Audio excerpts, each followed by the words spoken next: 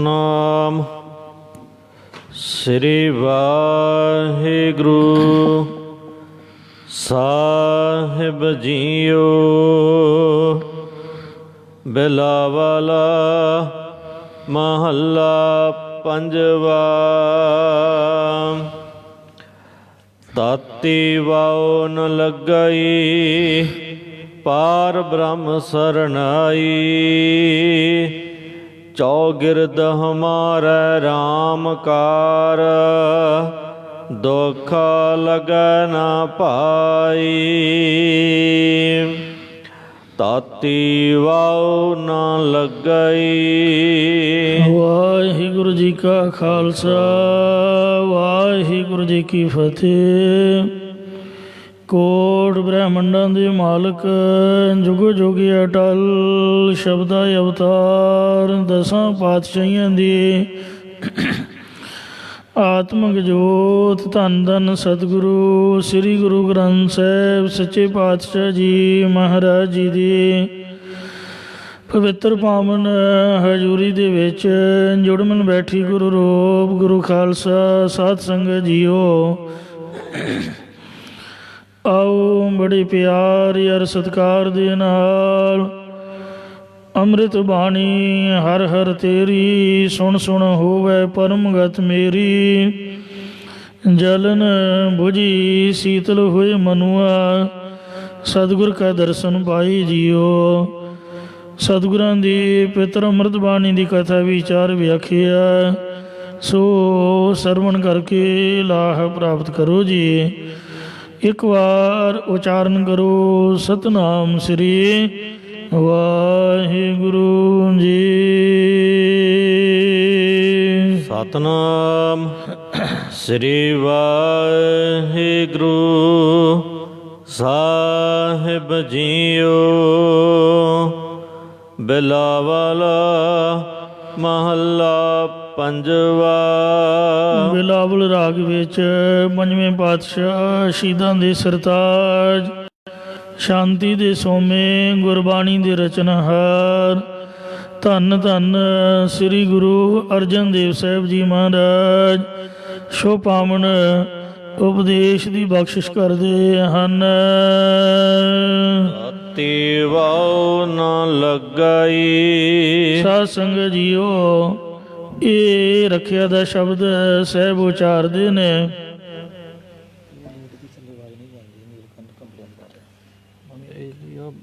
ਤਬਲੇ ਵਾਲੀ ਲੀਡ ਹੈ ਭਾਰੀ ਆਵਾਜ਼ ਹੈ। ਮੈਂ ਬਦਲੀ ਹੁਣੇ ਬਦਲੀ ਉਹ ਤਬਲੇ ਵਾਲੇ ਮਨ ਚ ਲਿਖਾ। ਇਹ ਜੋ ਪਾਵਨ ਸ਼ਬਦ ਹੈ ਇਹ ਰੱਖਿਆ ਦਾ ਸ਼ਬਦ ਹੈ। ਸੋ ਜਿਸ ਸਮੇਂ ਸ੍ਰੀ ਗੁਰੂ ਅਰਜਨ ਦੇਵ ਸਾਹਿਬ ਜੀ ਸ੍ਰੀ ਰਾਮਸਰ ਸਾਹਿਬ ਵਾਲੇ ਅਸਥਾਨ ਦੇ ਬਿਰਾਜਮਾਨ ਹੋ ਕੇ ਭਾਈ ਗੁਰਦਾਸ ਸਾਹਿਬ ਜੀ ਦੇ ਪਾਸੋਂ ਸ੍ਰੀ ਗੁਰੂ ਗ੍ਰੰਥ ਸਾਹਿਬ ਜੀ ਦੀ ਬਾਣੀ ਲਿਖਵਾ ਰਹੇ ਸਨ। ਉਸ ਸਮੇਂ ਇੱਕ ਵਣਜਾਰੇ ਸੁਦਾਗਰ ਸਿੱਖ ਨੇ ਆ ਕੇ ਬੇਨਤੀ ਕੀਤੀ ਕਿ ਹੇ ਸਤਿਗੁਰੂ ਜੀ, ਮੈਂ ਦੇਸ਼ ਵਿਦੇਸ਼ ਵਿੱਚ ਵਪਾਰ ਲਈ ਵਿਚਰਦਾ ਰਹਿੰਦਾ ਹਾਂ। ਤੁਸੀਂ ਕਿਰਪਾ ਕਰਕੇ ਮੈਨੂੰ ਐਸੀ ਬਾਣੀ ਬਖਸ਼ਿਸ਼ ਕਰੋ ਜਿਸ ਨਾਲ ਚੋਰਾਂ ਚੱਕਿਆਂ ਭੂਤਾਂ ਪ੍ਰੇਤਾਂ ਤੇ ਬਲਾਵਾਂ ਆਦਿਕ ਦਾ ਕੋਈ ਡਰ ਨਾ ਰਹੇ ਔਰ ਮੇਰੇ ਤਨ ਮਨ ਧਨ ਦੀ ਰੱਖਿਆ ਹੋ ਸਕੇ। ਉਸ ਸਮੇਂ ਸਤਿਗੁਰੂ ਜੀ ਸੋਹਲੇ ਬਾਣੀ ਦੇ ਸ਼ਬਦ ਲਿਖਵਾ ਰਹੇ ਸਨ। ਸ੍ਰੀ ਗੁਰੂ ਨਾਨਕ ਦੇਵ ਜੀ ਮਹਾਰਾਜ ਜੀ ਦੇ ਤਿੰਨ ਸ਼ਬਦ ਜੈ ਘਰ ਕੀਰਤ ਆਖੀਐ, ਇਕੇ ਦੂਜਾ ਛੇ ਘਰ ਛੇ ਗੁਰ ਛੇ ਉਪਦੇਸ਼ ਅਤੇ ਤੀਜਾ ਗਗਨ ਮੈਂ ਥਾਲ ਰਬ ਚੰਦ ਦੀਪਕ ਬਨੇ, ਇਹ ਲਿਖਵਾ ਚੁੱਕੇ ਸਨ। ਫਿਰ ਚੌਥੇ ਪਾਤਸ਼ਾਹ ਜੀ ਦਾ ਕਾਮ ਕ੍ਰੋਧ ਨਗਰ ਬਹੁ ਭਰਿਆ ਵਾਲਾ ਸ਼ਬਦ ਔਰ ਆਪਣਾ ਇੱਕ ਕਰੋ ਬੇਨੰਤੀ ਸੁਣੋ ਮੇਰੇ ਮੀਤਾ, ਇਹ ਵਾਲਾ ਸ਼ਬਦ ਉਚਾਰਨ ਕਰਕੇ ਭਾਈ ਗੁਰਦਾਸ ਸਾਹਿਬ ਜੀ ਦੇ ਪਾਸੋਂ ਸ੍ਰੀ ਗੁਰੂ ਗ੍ਰੰਥ ਸਾਹਿਬ ਮਹਾਰਾਜ ਦੇ ਵਿੱਚ ਲਿਖਵਾਇਆ। ਫਿਰ ਚਾਰ ਸ਼ਬਦ ਹੋਰ ਲਿਖਵਾਏ ਜੋ ਵੱਖ-ਵੱਖ ਰਾਗਾਂ ਦੇ ਵਿੱਚ ਦਰਜ ਕੀਤੇ। ਪਹਿਲਾ ਸੋਰਠ ਮਹੱਲਾ ਪੰਜਵਾ, ਗੁਰ ਕਾ ਸ਼ਬਦ ਰਖਵਾਰੇ, ਚੌਕੀ ਚੌਗਿਰਦ ਹਮਾਰੇ। ਦੂਜਾ ਆ ਜਿਸ ਦੀ ਹੁਣ ਤੁਸੀਂ ਕਥਾ ਸਰਵਣ ਕਰਨ ਲਈ ਜਾ ਰਹੇ ਹੋ, ਬਿਲਾਵਲ ਮਹੱਲਾ ਪੰਜਵਾ, ਤਾਤੀ ਵਾਉ ਨਾ ਲੱਗਾਈ, ਪਾਰ ਬ੍ਰਹਮ ਸਰਨਾਈ। ਤੀਜਾ ਸ਼ਲੋਕ ਵਿਚਾਰਿਆ, ਜਹ ਸਾਧੂ ਗੋਬਿੰਦ ਭਜਨ, ਕੀਰਤਨ ਨਾਨਕ ਨੀਤ। ਤੇ ਚੌਥਾ ਸ਼ਲੋਕ ਮਹੱਲਾ ਪੰਜਵਾ, ਮਨ ਮਹਿ ਚਿਤਵੋ ਚਿਤਵਨੀ, ਉਦਮ ਕਰੋ ਠਨੀਤ। ਇੰਜ ਚਾਰ ਸ਼ਬਦੇ ਤੇ ਪੰਜ ਕੀਰਤਨ ਸੋਹਿਲੇ ਵਾਲੇ ਅਰ ਦਸਵੀਂ ਅਰਦਾਸ। ਇਹ ਬਾਣੀ ਦਾ ਸਿੱਖ ਲਈ ਰਾਤ ਨੂੰ ਸੌਣ ਵੇਲੇ ਦਾ ਨਿਤਨੇਮ ਬਣਾਇਆ ਔਰ ਹੁਕਮ ਕੀਤਾ ਕਿ ਜੋ ਵੀ ਸਿੱਖ ਹਰ ਰੋਜ਼ ਸੌਣ ਲੱਗਿਆ ਇਸ ਬਾਣੀ ਦਾ ਪਾਠ ਕਰੇਗਾ, ਉਹਦੇ ਤਨ ਮਨ ਤੇ ਧਨ ਦੀ ਗੁਰੂ ਆਪ ਰੱਖਿਆ ਕਰੇਗਾ। ਉਹ ਵਣਜਾਰਾ ਸਿੱਖ ਮੱਥਾ ਟੇਕ ਕੇ ਆਗਿਆ ਲੈ ਕੇ ਵਿਦਾ ਹੋਇਆ ਤੇ ਵਪਾਰ ਲਈ ਚਲਾ ਗਿਆ। ਹਰ ਰੋਜ਼ ਰਾਤੀ ਕੀਰਤਨ ਸੋਹਿਲਾ ਪੜ੍ਹ ਕੇ ਸੌਂ ਜਾਇਆ ਕਰੇ, ਕੋਈ ਚੋਰ ਆਦਿਕ ਉਸ ਦਾ ਨੁਕਸਾਨ ਨਾ ਕਰ ਸਕੇ, ਕਿਉਂਕਿ ਉਸ ਦੇ ਆਲੇ ਦੁਆਲੇ ਲੋਹੇ ਦਾ ਕੋਟ ਹੋ ਜਾਇਆ ਕਰੇ। ਇਹ ਸੁਦਾਗਰ ਇੱਕ ਦਿਨ ਬਹੁਤ ਥੱਕਿਆ ਹੋਇਆ ਸੀ, ਤਦ ਲੇਟਿਆ ਲੇਟਿਆ ਹੀ ਪਾਠ ਕਰਨ ਲੱਗ ਪਿਆ ਤੇ ਪਾਠ ਕਰਦੇ ਨੂੰ ਨੀਂਦਰ ਆ ਗਈ। ਕੋਟ ਵਿੱਚ ਮੋਰੇ ਰਹਿ ਗਏ, ਚੋਰਾਂ ਦਾ ਦਾਅ ਲੱਗ ਗਿਆ। ਉਹਨਾਂ ਚੋਰਾਂ ਨੇ ਆ ਕੇ ਇਹਦੇ ਘੋੜੇ ਖੋਲ੍ਹ ਲਏ। ਜਦੋਂ ਜਾਣ ਲੱਗੇ ਤਾਂ ਇਹਨੂੰ ਜਾਗ ਆ ਗਈ ਤੇ ਇਹਨੇ ਸੰਪੂਰਨ ਪਾਠ ਕੀਤਾ ਤੇ ਕੋਟ ਮੁਕੰਮਲ ਹੋ ਗਿਆ। ਚੋਰ ਬਾਹਰ ਨਾ ਜਾ ਸਕੇ। ਉਹਨਾਂ ਸੋਚਿਆ ਕਿ ਸੁਦਾਗਰ ਜ਼ਰੂਰ ਕੋਈ ਸ਼ਕਤੀਮਾਨ ਹੋਵੇਗਾ। ਇਹ ਸੋਚ ਕੇ ਉੱਥੇ ਹੀ ਬੈਠੇ ਰਹੇ ਪਰ ਵਿਚਾਰਿਆ ਕਿ ਸਵੇਰ ਵੇਲੇ ਇਸ ਤੋਂ ਕੋਟ ਬਣਨ ਦਾ ਕਾਰਨ ਪੁੱਛਾਂਗੇ। ਜਦ ਸਵੇਰ ਵੇਲੇ ਸਿੱਖ ਨੇ ਉੱਠ ਕੇ ਇਸ਼ਨਾਨ ਤੇ ਨਿਤਨੇਮ ਕੀਤਾ, ਜਦ ਇਹਨਾਂ ਚੋਰਾਂ ਨੇ ਉਹਦੇ ਕੋਲੋਂ ਮੁਆਫੀ ਮੰਗੀ ਤੇ ਕੋਟ ਬਣਨ ਦਾ ਕਾਰਨ ਪੁੱਛਿਆ, ਤਦ ਉਹਨੇ ਦੱਸਿਆ ਕਿ ਸ਼ਕਤੀ ਮੇਰੇ ਵਿੱਚ ਨਹੀਂ, ਸ਼ਕਤੀ ਗੁਰੂ ਤੇ ਗੁਰੂ ਦੀ ਬਾਣੀ ਵਿੱਚ ਹੈ। ਮੈਂ ਗੁਰੂ ਦੇ ਦਿੱਤੇ ਕੀਰਤਨ ਸੋਹਿਲੇ ਦਾ ਨਿਤਨੇਮ ਰਾਤ ਨੂੰ ਸੌਣ ਲੱਗਿਆ ਕਰਦਾ ਹਾਂ, ਜਿਸ ਕਰਕੇ ਲੋਹੇ ਦਾ ਕੋਟ ਬਣ ਜਾਂਦਾ ਹੈ। ਤਦ ਉਹਨਾਂ ਨੇ ਵੀ ਗੁਰੂ ਜੀ ਦੇ ਦਰਸ਼ਨਾਂ ਦੀ ਚਾਹਨਾ ਕੀਤੀ। ਫਿਰ ਉਹ ਸੁਦਾਗਰ ਵਪਾਰ ਤੋਂ ਵਿਹਲਾ ਹੋ ਕੇ ਉਹਨਾਂ ਚੋਰਾਂ ਨੂੰ ਵੀ ਨਾਲ ਲੈ ਕੇ ਗੁਰੂ ਜੀ ਦੇ ਪਾਸ ਪਹੁੰਚਿਆ। ਉਸ ਵੇਲੇ ਗੁਰੂ ਜੀ ਨੇ ਉਹਨਾਂ ਦੀ ਚੋਰੀ ਵਾਲੀ ਆਦਤ ਛੁਡਾ ਦਿੱਤੀ ਔਰ ਸ਼ੁਭ ਸਿੱਖਿਆ ਦੇ ਕੇ ਉਹਨਾਂ ਨੂੰ ਨਿਹਾਲ ਕਰ ਦਿੱਤਾ। ਸੋ ਇਹ ਜਿਹੜਾ ਪਾਵਨ ਸ਼ਬਦ ਕੀਰਤਨ ਸੋਹਿਲੇ ਦੇ ਨਾਲ ਨਿਤਨੇਮ ਦੀ ਬਾਣੀ ਦਾ ਹੈ, ਇਸ ਕੀਰਤਨ ਸੋਹਿਲੇ ਜਾਂ ਸਮੁੱਚੀ ਬਾਣੀ ਨੂੰ ਇਕਾਗਰ ਮਨ ਕਰਕੇ ਪ੍ਰਤੱਖ ਚੋਰਾਂ ਚੱਕਿਆਂ ਜਾਂ ਕਾਮ ਕ੍ਰੋਧ ਰੂਪ ਅੰਤਰੀਵ ਚੋਰਾਂ ਤੋਂ ਬਚਣ ਲਈ ਪੜ੍ਹਨਾ ਹੈ, ਤਾਂ ਕਿ ਸ਼ੁਭ ਗੁਣਾ ਰੂਪ ਧਨ ਨੂੰ ਕੋਈ ਵਿਕਾਰ ਸੰਨ ਲਾ ਕੇ ਲੁੱਟ ਨਾ ਲਵੇ। ਸ਼ਰਵਣ ਮੰਨਣ ਰੂਪ ਘੋੜਿਆਂ ਨੂੰ ਕੋਈ ਚੁਰਾ ਨਾ ਸਕੇ। ਇਹ ਪਾਵਨ ਸ਼ਬਦ ਦੇ ਸ਼ਬਦ ਅਤੇ 3 ਹੋਰ ਸ਼ਬਦਾਂ ਦਾ ਕੀਰਤਨ ਸੋਹਿਲੇ ਦੇ ਨਾਲ ਪੜ੍ਹਨ ਦੀ ਰੀਤੀ, ਇਹ ਮਰਿਆਦਾ ਸ੍ਰੀ ਗੁਰੂ ਅਰਜਨ ਦੇਵ ਪਾਤਸ਼ਾਹ ਜੀ ਨੇ ਆਪ ਬਣਾਈ ਹੈ। ਗੁਰੂ ਕਾਲ ਤੋਂ ਸੰਪਰਦਾ ਦੇ ਵਿੱਚ ਜਿਉਂ ਦੀ ਤਿਉਂ ਚੱਲੀ ਆ ਰਹੀ ਹੈ। ਸੋ ਸਤਿਗੁਰੂ ਜੀ ਫਰਮਾਨ ਕਰਦੇ ਨੇ, ਤਾਤੀ ਵਾਉ ਨ ਲੱਗਾਈ। ਪਰਮਾਤਮਾ ਅਕਾਲ ਪੁਰਖ ਵਾਹਿਗੁਰੂ ਜੀ ਦੀ ਕਿਰਪਾ ਦੇ ਨਾਲ ਪਾਰ ਬ੍ਰਹਮ ਸਰਨਾਈ। ਪਰਮਾਤਮਾ ਦੀ ਸ਼ਰਨ ਵਿੱਚ ਆਉਣ ਕਰਕੇ ਵਿਕਾਰਾਂ ਆਦਿਕ ਦੀ ਗਰਮ ਹਵਾ ਨਹੀਂ ਲੱਗਦੀ ਹੈ। ਚੌਂਗਿਰਦ ਹਮਾਰਾ ਰਾਮ ਕਾਰ।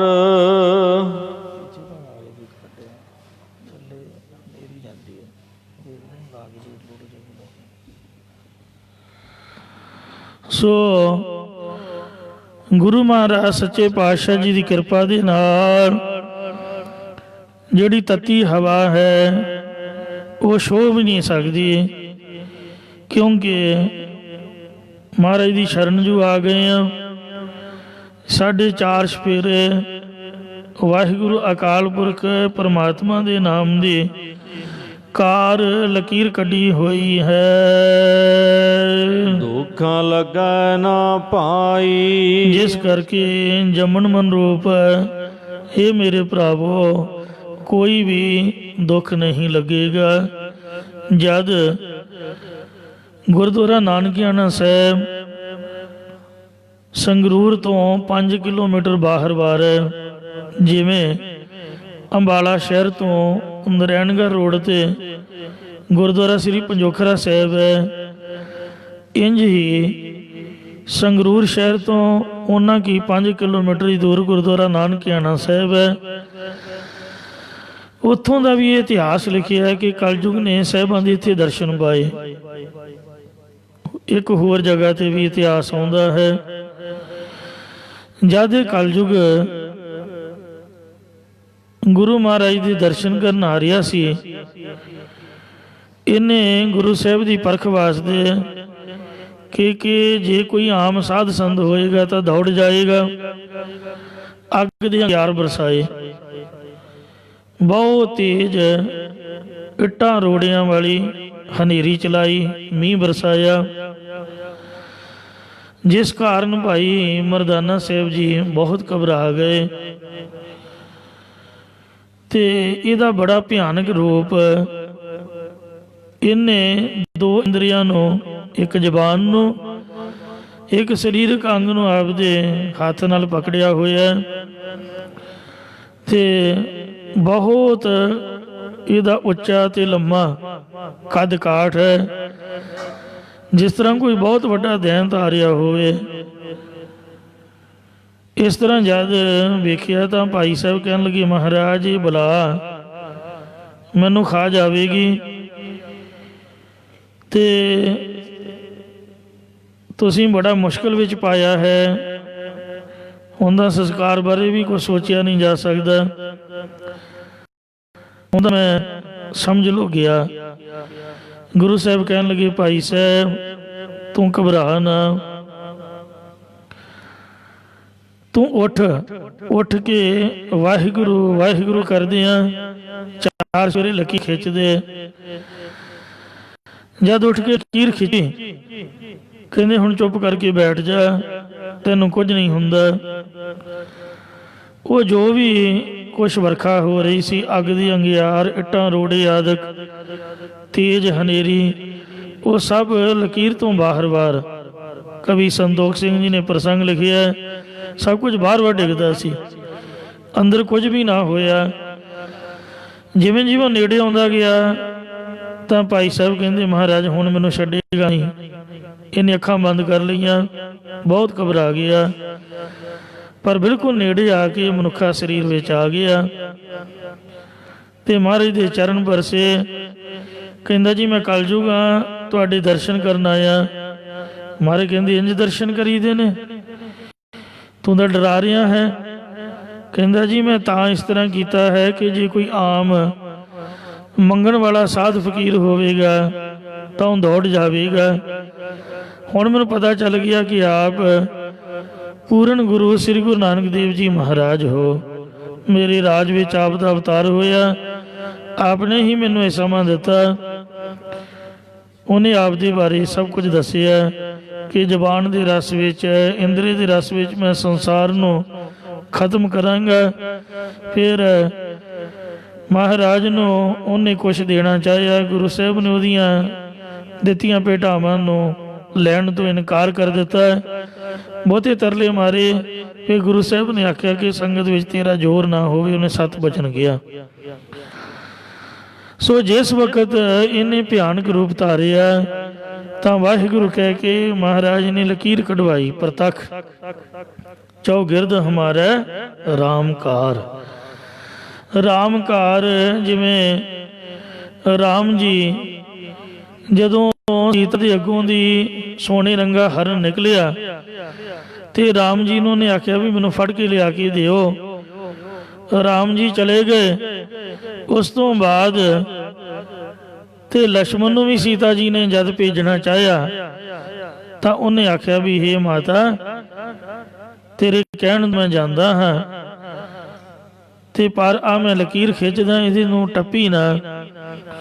ਉਹ ਲక్ష్మణ ਰੇਖਾ ਉਹਨੇ ਤੀਰ ਦੇ ਨਾਲ ਰਾਮ ਕਹਿੰਦਿਆਂ ਹੋਇਆ ਖਿੱਚ ਦਿੱਤੀ।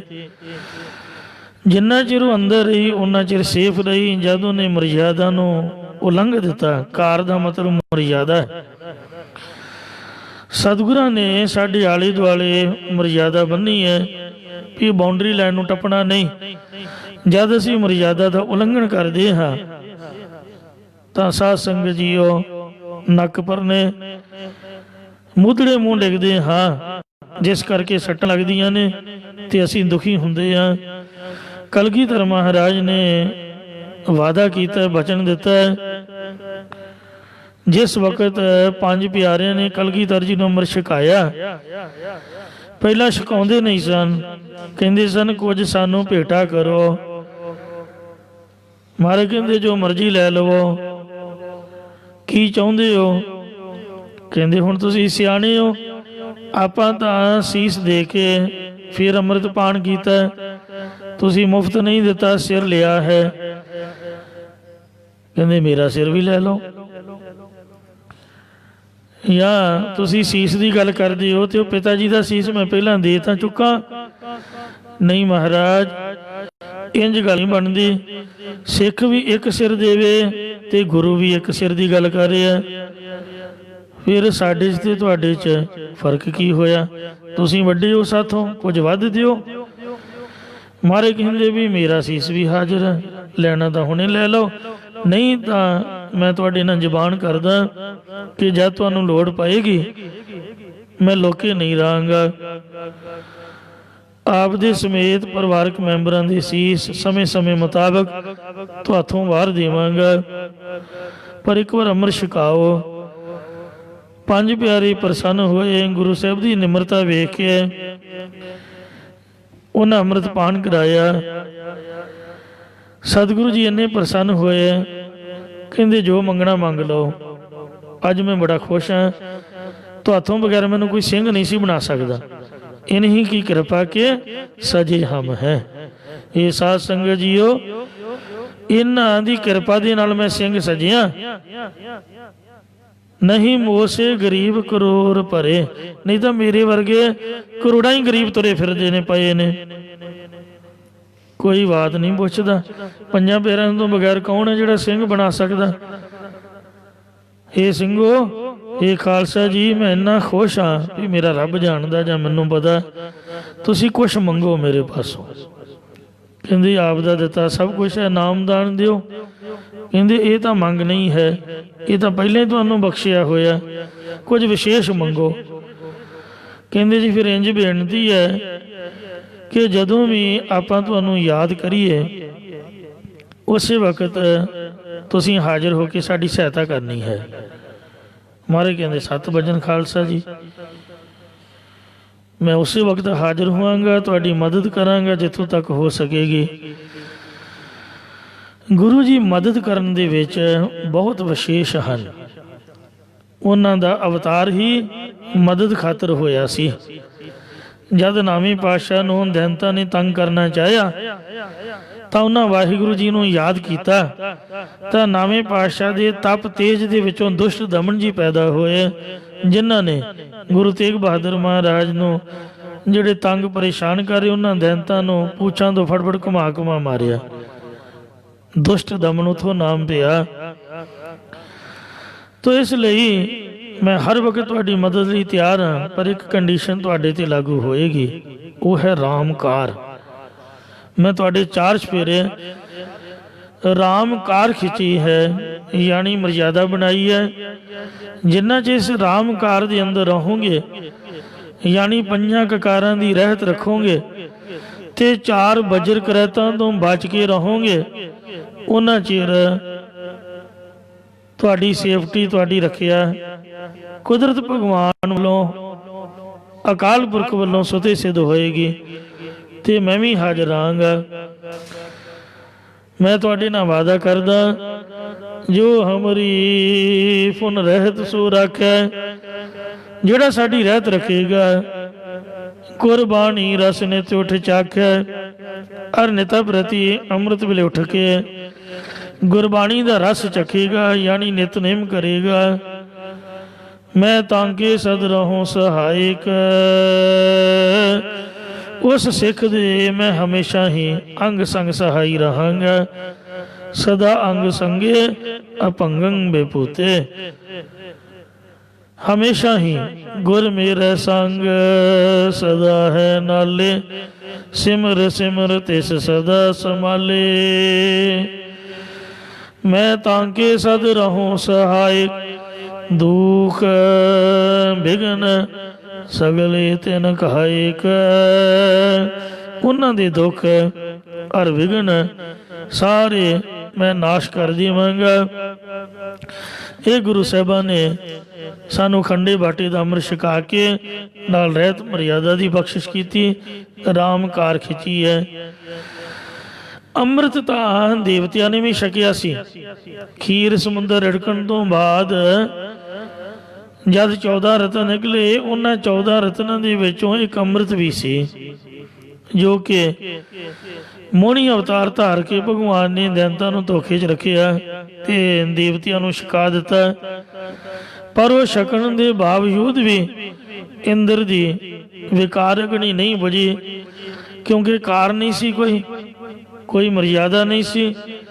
ਉਹਨੂੰ ਗੌਤਮ ਦੇ ਘਰ ਜਾ ਕੇ ਤੇ ਵੇਖੋ ਬੇਇੱਜ਼ਤੀ ਕਰਾਉਣੀ, ਬੇਇੱਜ਼ਤੀ ਕਰਾਉਣੀ। ਭਾਈ ਕੋੜ ਦਾ ਰੋਗ ਹੋ ਗਿਆ, ਬੜੀ ਬੁਰੀ ਹਾਲਤ ਹੋਈ। ਕਲਗੀਧਰ ਜੀ ਨੇ ਅੰਮ੍ਰਿਤ ਦੇ ਨਾਲ ਦੋ ਚੀਜ਼ਾਂ ਦਿੱਤੀਆਂ ਨੇ, ਇੱਕ ਬਾਣੀ ਦਿੱਤੀ ਹੈ, ਇੱਕ ਬਾਣਾ ਦਿੱਤਾ ਹੈ। ਕਹਿੰਦੇ ਬਾਣੀ ਬਾਣਾ ਪੰਖ ਪਛਾਣੋ, ਸਿੰਘ ਗੁਰੂ ਕਾ ਪੰਛੀ ਜਾਣੋ। ਸੋ ਗੁਰਬਾਣੀ ਦੀ ਕਾਰ ਦਿੱਤੀ ਹੈ ਕਿ ਗੁਰਬਾਣੀ ਦੇ ਜਿਹੜੇ ਸ਼ਬਦ ਨੇ ਉਹਨਾਂ ਨੂੰ ਹਮੇਸ਼ਾ ਪੜ੍ਹਦੇ ਰਹਿਣਾ। ਮੂਲ ਮੰਤਰ, ਗੁਰ ਮੰਤਰ, ਸ੍ਰੀ ਚੌਪਈ ਸਾਹਿਬ ਦਾ ਪਾਠ, ਸ੍ਰੀ ਜਪਜੀ ਸਾਹਿਬ ਦਾ ਨਿਤਨੇਮ, ਇਹ ਆਰਾਮ ਕਾਰ ਦਿੱਤੀ ਹੈ ਬਦ ਬਲਾਵਾਂ ਤੋਂ ਰੱਖਿਆ ਵਾਸਤੇ। ਫਿਰ ਨਾਲ ਬਾਣਾ ਦਿੱਤਾ ਹੈ, ਮਰਿਆਦਾ ਦਿੱਤੀ ਹੈ ਕਿ ਇਸ ਨੂੰ ਉਲੰਘਣਾ ਨਹੀਂ ਹੈ, ਨਹੀਂ ਤਾਂ ਸੀਤਾ ਵਾਂਗ ਤੁਹਾਨੂੰ ਵੀ ਦੁੱਖ ਝੱਲਣਾ ਪਵੇਗਾ। ਤੋ ਇਸ ਵਾਸਤੇ ਜਿਹੜਾ ਸਾਹਿਬਾਂ ਦੇ ਹੁਕਮ ਦੇ ਵਿੱਚ ਰਹਿੰਦਾ ਹੈ, ਹੁਕਮ ਮੰਨਿਆ ਹੋਵੇ ਪ੍ਰਮਾਣ, ਤਾਂ ਖਸਮੇ ਕਾ ਮਹਿਲ ਪਾਈ ਸੀ। ਖਸਮੇ ਪਾਵੇ ਸੋ ਕਰੇ, ਮਨੋ ਚਿੰਦਿਆ ਸੋ ਫਲ ਪਾਈ ਸੀ। ਤਾਂ ਦਰਗਹਿ ਪੈਦਾ ਜਾਈ ਸੀ। ਬਾਹਰ ਜੰਗ ਲੱਗਾ ਹੋਇਆ ਆ, ਸਾਨੂੰ ਗੁਰੂ ਸਾਹਿਬ ਨੇ ਗੁਰਦੁਆਰਾ ਕਿਲ੍ਹਾ ਦਿੱਤਾ ਹੈ। ਜੇ ਕੋਈ ਆਖੇ ਕੋਈ ਪੁਰਸ਼ ਤੀਰਾਂ ਤੇ ਤਲਵਾਰਾਂ ਤੋਂ ਬਚਣ ਵਾਸਤੇ ਕਿਲੇ ਦੀ ਓਟ ਵਿੱਚ ਆ ਗਿਆ ਤੇ ਵੇਖਣ ਵਾਲੇ ਨੇ ਆਖਿਆ ਵੀ ਹੇ ਘੋੜੇ ਅਸਵਾਰ ਪੁਰਸ਼ਾ, ਤੇਰੇ ਕੋਲ ਘੋੜਾ ਹੈ ਤੇ ਕਿਲਾ ਤਾਂ ਛੋਟਾ ਜਿਹਾ ਹੈ, ਤੂੰ ਇੱਥੇ ਘੋੜਾ ਭਜਾ ਨਹੀਂ ਸਕੇਗਾ, ਤੂੰ ਬਾਹਰ ਜਾ ਤੇ ਆਪਦਾ ਖੁੱਲੀ ਜਗ੍ਹਾ ਤੇ ਘੋੜਾ ਭਜਾ। ਉਹ ਆਖੂਗਾ ਵੀ ਰਹਿਣ ਦੇ ਰੱਬ ਨੂੰ, ਉੱਥੇ ਤਾਂ ਜ਼ਿੰਦਗੀ ਦੇ ਲਾਲੇ ਪਏ ਹੋਏ ਨੇ, ਮੌਤ ਦਾ ਤਾਂਡਵ ਨਾਚ ਨੱਚਿਆ ਜਾ ਰਿਹਾ।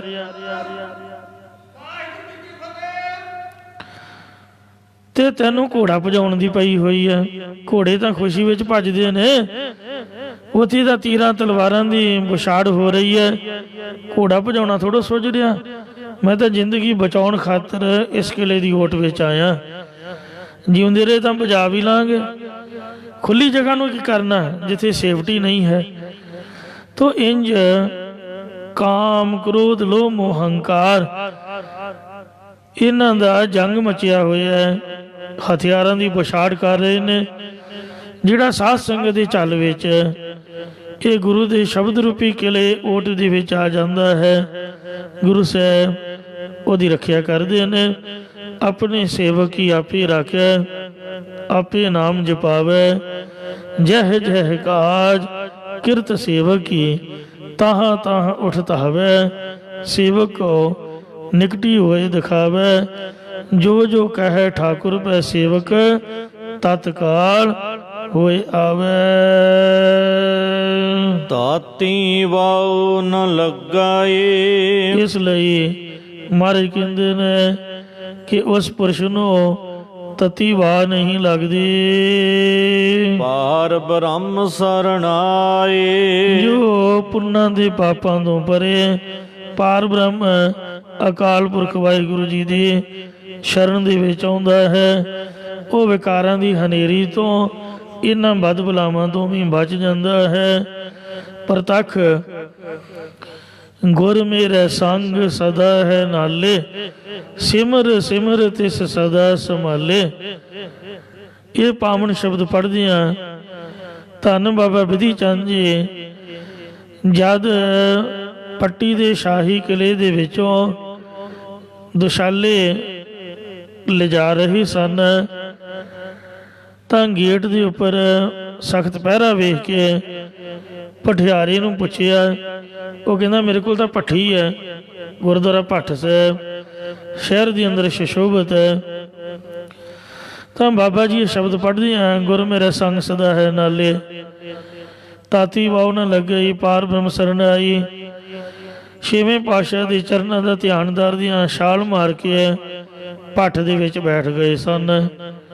ਬਲਦੀ ਹੋਈ ਅੱਗ ਦੇ ਵਿੱਚ ਦੁਸ਼ਾਲੇ ਸਮੇਤ ਉਹ ਬੈਠੇ। ਨਾ ਤਾਂ ਦੁਸ਼ਾਲਿਆਂ ਨੂੰ ਕੁਝ ਹੋਇਆ ਤੇ ਨਾ ਹੀ ਉਹਨਾਂ ਦਾ ਕੋਈ ਰੋਮ ਤੱਕ ਵੀ ਸੜ ਸਕਿਆ। ਇੱਧਰ ਭਾਈ ਰੂਪੇ ਨਗਰ ਸ੍ਰੀ ਗੁਰੂ ਹਰਗੋਬਿੰਦ ਸਾਹਿਬ ਜੀ ਮਹਾਰਾਜ ਸ਼ਾਮਾਂ ਦਾ ਦੀਵਾਨ ਸਜਾ ਕੇ ਬੈਠੇ ਹੋਏ ਸਨ। ਗੁਰੂ ਸਾਹਿਬ ਨੇ ਆਖਿਆ, ਸੰਗਤ ਜੀ ਮੈਨੂੰ ਇੰਨੀ ਤਲਖੀ ਲੱਗ ਰਹੀ ਹੈ, ਇੰਨੀ ਗਰਮੀ ਤੰਗ ਕਰ ਰਹੀ ਹੈ, ਜਿਵੇਂ ਮੇਰੇ ਚਾਰ ਸਵੇਰੇ ਕਿਸੇ ਨੇ ਅੱਗ ਬਾਲੀ ਹੋਵੇ।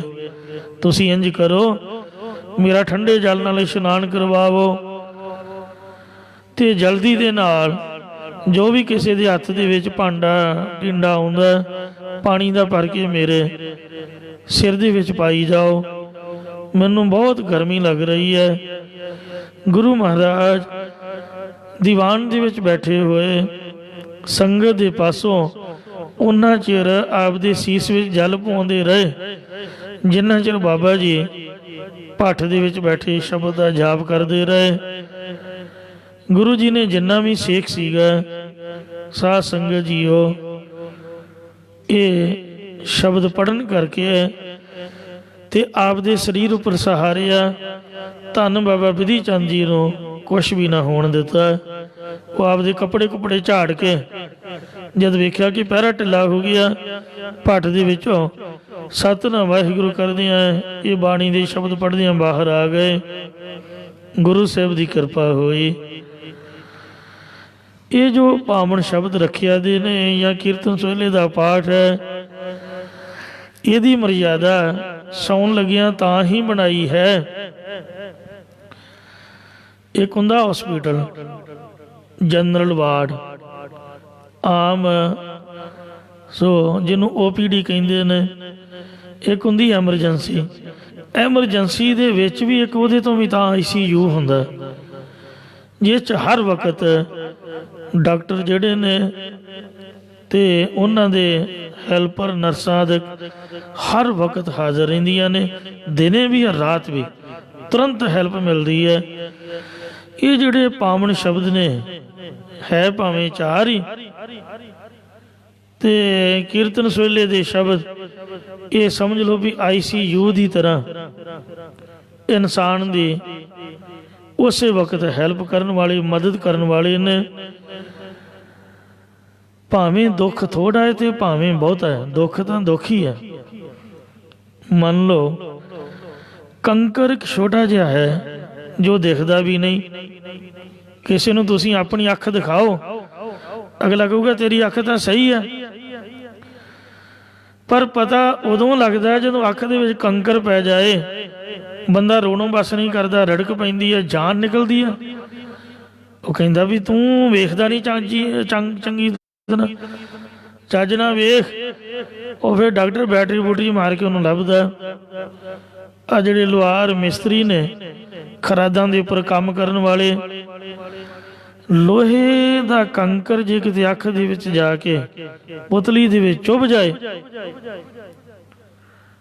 ਤਾਂ ਬਹੁਤ ਮੁਸ਼ਕਲ ਪੈ ਜਾਂਦੀ। ਕਿਸੇ ਵੀ ਚੀਜ਼ ਨਾਲ, ਕੱਪੜੇ ਕੁੱਪੜੇ ਨਾਲ ਨਹੀਂ ਨਿਕਲਦਾ। ਸਿਆਣੇ ਬੰਦੇ ਨਵਾਂ ਨੋਟ ਲੈ ਕੇ ਤੇ ਉਹਨੂੰ ਚੰਗੀ ਤਰ੍ਹਾਂ ਗੋਲ ਕਰਕੇ ਤੇ ਬਹੁਤ ਨਿਗਾਹ ਲਾ ਕੇ ਫਿਰ ਉਹਨੂੰ ਅੱਖ ਵਿੱਚੋਂ ਕੱਢਦੇ ਨੇ। ਮੇਰੇ ਕਹਿਣ ਤੋਂ ਮੁਰਾਦ ਇਹ ਹੈ, ਜਮ ਕੰਕਰ ਨੇੜ ਨਾ ਆਇਆ, ਸੁਖ ਨਾਨਕ ਸਰਣੀ ਪਾਇਆ। ਕੰਕਰ ਭਾਵੇਂ ਛੋਟਾ ਜਿਹਾ ਹੈ, ਦੁੱਖ ਭਾਵੇਂ ਥੋੜਾ ਵੀ ਹੋਵੇ, ਪਰ ਜਿਹਨੂੰ ਲੱਗਦਾ ਉਹਨੂੰ ਪਤਾ ਹੈ ਦੁੱਖ ਬੜਾ ਦਿੰਦਾ ਹੈ। ਅੱਖ ਦੇ ਵਿੱਚ ਕੰਕਰ ਪੈ ਜਾਏ ਤਾਂ ਮੁਸ਼ਕਲ ਪੈ ਜਾਂਦੀ ਹੈ। ਇਹੋ ਜਿਹੇ ਮੌਕੇ ਵਿੱਚ ਵੀ ਸੋ ਜਿੱਥੇ ਕੁਝ ਵੀ ਨਾ ਸੁਝੇ, ਇਹ ਮਹਾਰਾਜ ਦੇ ਪਾਵਨ ਸ਼ਬਦ ਦਾ ਜਾਪ ਜਪੀਏ। ਉਸੇ ਵਕਤ ਗੁਰੂ ਸਾਹਿਬ ਕੋਈ ਨਾ ਕੋਈ ਰਸਤਾ ਕੱਢਦੇ, ਮਦਦ ਕਰਦੇ ਹਨ। ਇਹ ਉਦੋਂ ਤੋਂ ਪਤਾ ਚੱਲਿਆ ਜਦ ਸ੍ਰੀ ਗੁਰੂ ਨਾਨਕ ਦੇਵ ਸਾਹਿਬ ਜੀ ਮਹਾਰਾਜ ਦੁਪਹਿਰ ਦੇ ਸਮੇਂ ਆਪਦੇ ਆਸਣ ਦੇ ਬੜੇ ਸੁੱਖ ਸਹਿਤ ਵਿਸ਼ਰਾਮ ਕਰ ਰਹੇ ਸਨ ਤੇ ਪਾਵਨ ਸ੍ਰੀ ਲਹਿਣਾ ਜੀ ਗੁਰੂ ਸਾਹਿਬ ਜੀ ਦੇ ਚਰਨ ਘੁੱਟ ਰਹੇ ਸਨ। ਇੱਕਦਮ ਵੇਖਿਆ ਕਿ ਗੁਰੂ ਸਾਹਿਬ ਦੇ ਚਰਨਾਂ ਦੇ ਵਿੱਚੋਂ ਖੂਨ ਵਗ ਰਿਹਾ ਤੇ ਛੋਟੇ ਛੋਟੇ ਕੰਡੇ ਚੁਭੇ ਹੋਏ ਨੇ। ਮਹਾਰਾਜ ਦੀਆਂ ਜਿਹੜੀਆਂ ਲੱਤਾਂ ਨੇ ਉਹਨਾਂ ਦੇ ਖਰੀਂਡ ਵੱਜੇ ਹੋਏ ਨੇ, ਜਿਸ ਤਰ੍ਹਾਂ ਕਿਸੇ ਨੇ ਛਾਪਾ ਮਾਰਿਆ ਹੋਵੇ।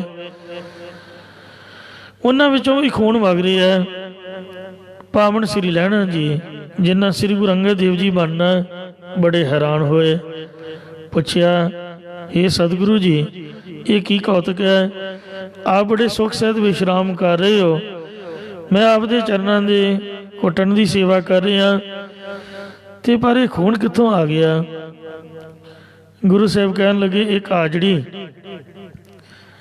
ਉਹ ਬੱਕਰੀਆਂ ਚਾਰਦਾ ਹੋਇਆ ਕੀਰਤਨ ਸੋਹਲੇ ਦੇ ਸ਼ਬਦ ਪੜ੍ਹ ਰਿਹਾ, ਫਲਾਣੀ ਜਗ੍ਹਾ ਤੇ ਉਹ ਝਾੜੀਆਂ ਕੰਡਿਆਂ ਦੇ ਵਿੱਚ ਤੁਰ ਫਿਰ ਰਿਹਾ, ਉਹਨੂੰ ਬੁਲਾ ਕਰਕੇ ਲੈ ਕੇ ਆਵੋ। ਤਾਂ ਪਾਵਨ ਸ੍ਰੀ ਲਹਿਣਾ ਜੀ ਗਏ। ਮਹਾਂਪੁਰਖਾਂ ਨੇ ਗੁਰਬਾਣੀ ਪਾਠ ਦਰਸ਼ਨ ਦੇ ਵਿੱਚ ਇਹ ਸਾਖੀ ਆਪ ਦਰਜ ਕੀਤੀ ਹੈ,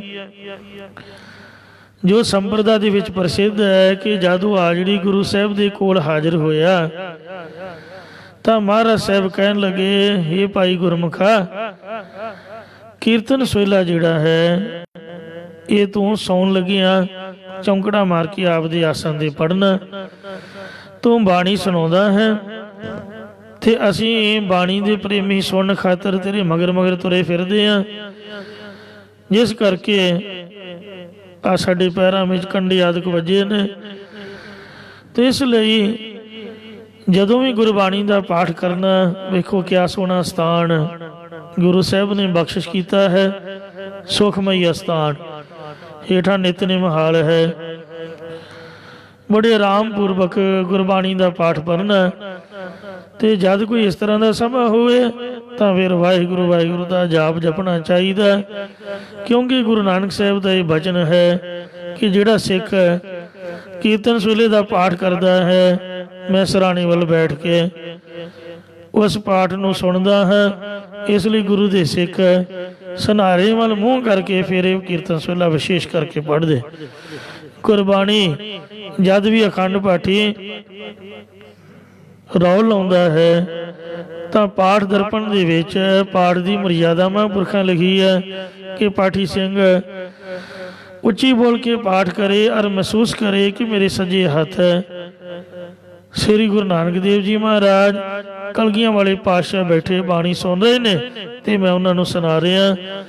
ਤਾਂ ਇਸ ਤਰ੍ਹਾਂ ਵੱਧ ਫਲ ਮਿਲਦਾ ਹੈ ਜੇ ਗੁਰੂ ਸਾਹਿਬ ਨੂੰ ਹਾਜ਼ਰ ਨਾਜ਼ਰ ਸਮਝੇ। ਸਤਿਗੁਰੂ ਜੀ ਨੇ ਆਪ ਦੀ ਸਾਰੀ ਉਮਰ ਇੱਕੋ ਹੀ ਕੰਮ ਕੀਤਾ ਕਿ ਬਾਣੀ ਦਾ ਕੀਰਤਨ ਕੀਤਾ ਤੇ ਸੁਣਿਆ। ਮਰਦਾਨੇ ਨਾਲ ਇਹੀ ਪ੍ਰੇਮ ਸੀਗਾ ਕਿ ਉਹ ਕੀਰਤਨ ਸੁਣਾਉਂਦਾ ਸੀ। ਭਾਵੇਂ 100 ਵਾਰ ਗੁੱਸੇ ਹੋਇਆ, ਮਹਾਰਾਜ ਨੇ 1000 ਵਾਰ ਉਹਨੂੰ ਮਨਾਇਆ, ਪਰ ਇਹੀ ਆਖਿਆ ਕਿ ਮਰਦਾਨਾ ਜੀ ਤੂੰ ਸਾਨੂੰ ਗੁਰਬਾਣੀ ਸੁਣਾਉਣਾ ਹੈ, ਕੀਰਤਨ ਸੁਣਾਉਣਾ ਇਸ ਲਈ ਸੀ ਤੇਰੇ ਤੇ ਬੜੇ ਪ੍ਰਸੰਨ ਹੈ। ਤੋ ਇਸ ਲਈ ਜੋ ਗੁਰਬਾਣੀ ਹੈ, ਸੁਖਮਨੀ ਸੁਖ ਅੰਮ੍ਰਿਤ ਪ੍ਰਭ ਨਾਮ, ਭਗਤ ਜਨਾਂ ਕੈ ਮਨ ਬਿਸਰਾਮ। ਸੁਦੇ ਸਿਧ ਹੀ ਗੁਰਬਾਣੀ ਦਾ, ਮਹਾਰਾਜ ਦੇ ਸ਼ਬਦਾਂ ਦਾ ਪਹਿਰਾ ਹੁੰਦਾ ਹੈ। ਇਸ ਲਈ ਪਾਤਸ਼ਾਹ ਜੀ ਫਰਮਾਉਂਦੇ ਹਨ, ਤਾਤੇ ਵਾਉ ਨ ਲਗਾਏ, ਤਤੀ ਗਰਮ ਹਵਾ ਤੱਕ ਨਹੀਂ ਲੱਗੇਗੀ। ਆਰ ਬ੍ਰਹਮ ਸਰਣਾਈ, ਪਰਮਾਤਮਾ ਦੀ ਸ਼ਰਨ ਵਿੱਚ ਆਉਣ ਕਰਕੇ ਵਿਕਾਰਾਂ ਆਦਿਕ ਦੀ ਗਰਮ ਹਵਾ ਨਹੀਂ ਲੱਗਦੀ।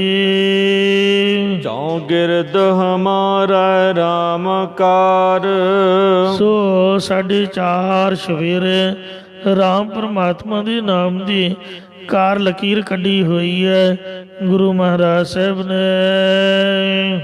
ਦੁੱਖਾ ਲੱਗਾ ਨਾ ਪਾਈ, ਇਸ ਲਈ हे ਮੇਰੇ ਭਾਈ, ਜੰਮਣ ਮਰਨ ਰੂਪੇ ਕੋਈ ਵੀ ਦੁੱਖ ਨਹੀਂ ਲੱਗੇਗਾ। ਸਤਿਗੁਰ ਪੂਰਾ ਭੇਟਿਆ, ਸਾਨੂੰ ਪੂਰਾ ਸਤਿਗੁਰੂ ਸ੍ਰੀ ਗੁਰੂ ਨਾਨਕ ਦੇਵ ਜੀ, ਸ੍ਰੀ ਗੁਰੂ ਰਾਮਦਾਸ ਮਹਾਰਾਜ ਜੀ ਮਿਲਿਆ ਹੈ।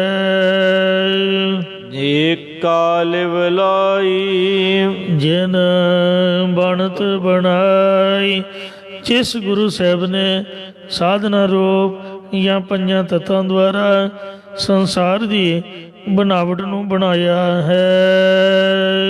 ਰਾਮ ਨਾਮ ਔਖਦ ਦੀਆ, ਸਤਿਗੁਰਾਂ ਨੇ ਸਾਨੂੰ ਰਮੇ ਪਰਮਾਤਮਾ ਦੇ ਨਾਮ ਰੂਪ ਔਸ਼ਧੀ ਦਵਾਈ ਨੂੰ ਦੇਣਾ ਕੀਤਾ ਹੈ। ਅਤੇ ਕਾਲ ਵਲਾਈ, ਇੱਕ ਪਰਮਾਤਮਾ ਦੇ ਵਿੱਚ ਸਾਡੀ ਲਿਵ ਬਿਰਤੀ ਲਾਉਣਾ ਕੀਤੀ ਹੈ।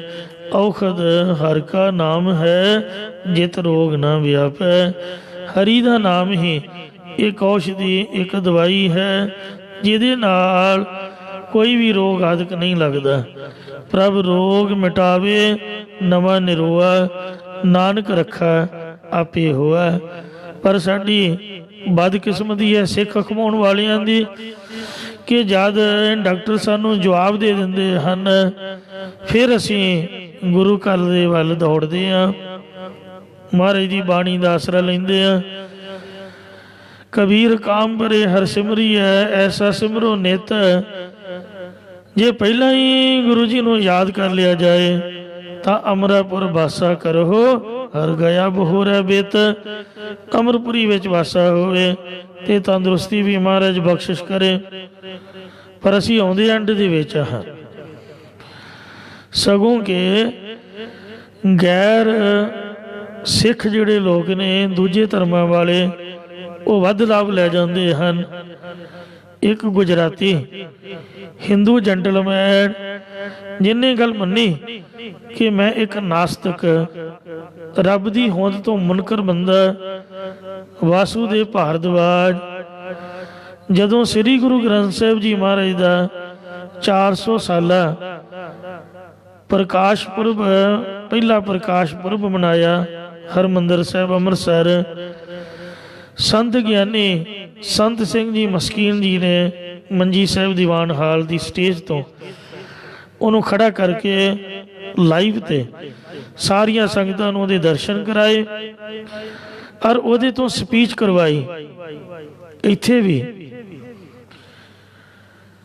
ਇੱਕ ਵਾਰ ਮੇਰੇ ਆਉਣ ਤੋਂ ਪਹਿਲਾਂ ਤੇ ਸ਼ਾਇਦ ਮੇਰੇ ਆਇਆ ਵੀ 2 ਵਾਰ ਉਹ ਵਾਸੂਦੇਵ ਭਾਰਦਵਾਜ ਗੁਰਦੁਆਰਾ ਸਿੰਘ ਸ਼ਹੀਦਾਂ ਦੇ ਦਰਸ਼ਨ ਕਰਕੇ ਗਿਆ।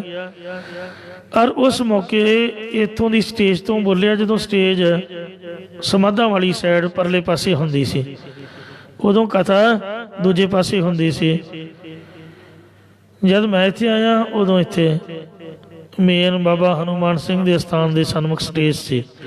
ਕਹਿੰਦੇ ਪਰਲੀ ਸਟੇਜ ਤੋਂ ਬੋਲਿਆ, ਇੱਥੇ ਦਰਸ਼ਨ ਕਰਕੇ ਉਹਨੇ ਆਪ ਦੀ ਵਿਥਿਆ ਇੱਥੇ ਵੀ ਸੁਣਾਈ। ਉਹਦੀ ਰਿਕਾਰਡਿੰਗ ਸਾਡੇ ਪਾਸ ਮੌਜੂਦ ਹੈ, ਜੋ ਆਪ ਉਹ ਬੋਲ ਕੇ ਦੱਸ ਰਿਹਾ ਹੈ ਕਿ ਮੈਨੂੰ ਇੱਕ ਕੇਸਰ ਸਿੰਘ ਨਾਮ ਦਾ ਗੁਰੂ ਦਾ ਸਿੱਖ ਮਿਲਿਆ ਜੋ ਸਾਡੀ ਰਿਸ਼ਤੇਦਾਰੀ ਵਿੱਚੋਂ ਹੀ ਸੀ, ਔਰ ਮੇਰੀ ਪਤਨੀ ਨੇ ਮੈਨੂੰ ਇਸ ਵੱਲ ਪ੍ਰੇਰਿਆ ਮੈਨੂੰ ਬੋਨ ਕੈਂਸਰ ਸੀਗਾ, ਹੱਡੀਆਂ ਦਾ ਕੈਂਸਰ। ਡਾਕਟਰ ਨੇ ਆਖਿਆ ਵੀ ਜੇ ਤੂੰ ਚੌਂਕੜਾ ਮਾਰ ਕੇ ਬੈਠੇਗਾ ਤਾਂ ਹੱਡੀਆਂ ਤੇੜੀਆਂ ਕੜਕ ਕੜਕ ਕਰਕੇ ਉਸੇ ਵਕਤ ਟੁੱਟ ਜਾਣਗੀਆਂ, ਤੇ ਹਮੇਸ਼ਾ ਹੀ ਲੇਟੇ ਰਹਿਣ ਦੀ ਮੈਨੂੰ ਆਗਿਆ ਸੀ। ਜਿਸ ਵਕਤ ਡਾਕਟਰਾਂ ਜਵਾਬ ਦੇ ਦਿੱਤਾ ਤਾਂ ਸਾਰਾ ਪਰਿਵਾਰ ਘਬਰਾਇਆ ਹੋਇਆ ਸੀ। ਮੈਨੂੰ ਆਖਿਆ ਵੀ ਹੁਣ ਤਾਂ ਆਪਣੇ ਕੋਲ ਹੋਰ ਕੋਈ ਚਾਰਾ ਨਹੀਂ, ਜੇ ਕਿਰਪਾ ਹੋ ਜਾਏ ਸ੍ਰੀ ਗੁਰੂ ਰਾਮਦਾਸ ਮਹਾਰਾਜ ਦੇ ਦਰ ਦੇ ਉੱਪਰ ਜਾ ਕੇ ਅਰਦਾਸ ਕਰਾਈਏ।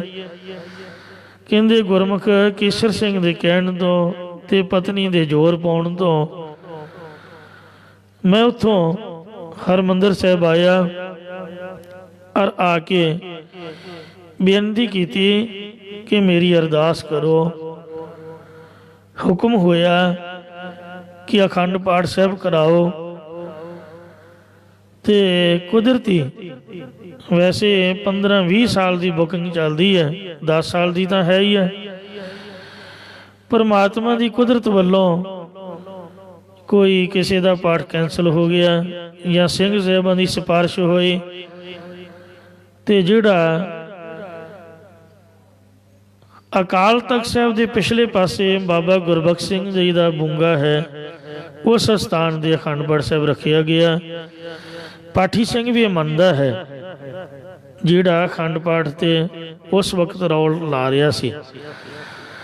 ਜਦ 262 ਅੰਗ ਦੇ ਪਾਠ ਆਇਆ, ਗੌੜੀ ਸੁਖਮਨੀ ਮਹੱਲਾ ਪੰਜਵਾ, ਤੇ ਇਹ ਪੰਕਤੀ ਪੜ੍ਹੀ ਪਾਠੀ ਸਿੰਘ ਨੇ, ਗੌੜੀ ਸੁਖਮਨੀ ਮਹੱਲਾ ਪੰਜਵਾ, ਸ਼ਲੋਕ ਇੱਕ ਓੰਕਾਰ ਸਤਿਗੁਰ ਪ੍ਰਸਾਦ। ਆਦ ਗੁਰ ਏ ਨਮਹਿ, ਜੁਗਾਦ ਗੁਰ ਏ ਨਮਹਿ, ਸਤਿਗੁਰ ਏ ਨਮਹਿ, ਸ੍ਰੀ ਗੁਰਦੇਵ ਏ ਨਮਹਿ। ਅਸ਼ਟਪਦੀ।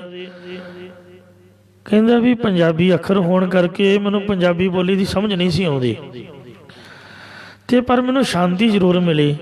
ਜਿਸ ਤਰ੍ਹਾਂ ਪਾਣੀ ਦੀ ਜਿਹੜੀ ਵਰਖਾ ਹੈ, ਪਾਣੀ ਦਾ ਸੁਭਾਅ ਹੀ ਹੈ ਵੀ ਸਰੀਰ ਨੂੰ ਠੰਡਿਆ ਕਰਦਾ, ਤੇ ਇਸ ਵਾਸਤੇ ਵਰਖਾ ਦੇ ਹੇਠ ਇਸ਼ਨਾਨ ਕਰਕੇ ਬੰਦਾ ਕੁਦਰਤੀ ਸ਼ਾਂਤ ਹੋ ਜਾਂਦਾ।